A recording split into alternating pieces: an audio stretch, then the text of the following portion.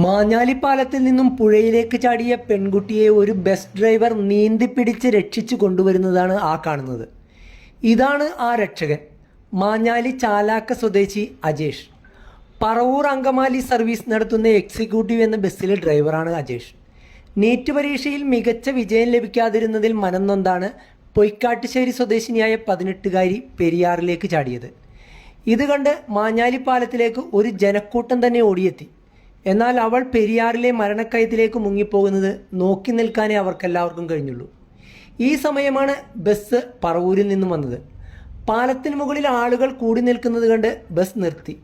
വിവരമറിഞ്ഞപ്പോൾ തന്നെ ഡ്രൈവർ അജേഷ് ബസ്സിൽ നിന്നും ഇറങ്ങി പുഴയിലേക്ക് ചാടുകയായിരുന്നു.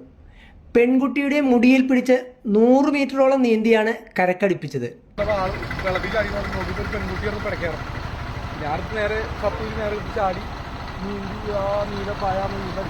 അവിടുന്ന് വീട്ടുകാർ ഹോസ്പിറ്റലിൽ കൊണ്ടുപോയി. എന്തായെന്ന് അറിയില്ല. ചാലാക്ക മെഡിക്കൽ കോളേജിലുണ്ട്, രക്ഷപ്പെട്ടു എന്ന് പറഞ്ഞാൽ താന്ന് പോയിക്കൊണ്ടിരിക്കുക. മുടിവ് പിടിച്ച് കൊത്തി നേരെ നീന്തി അവിടെ.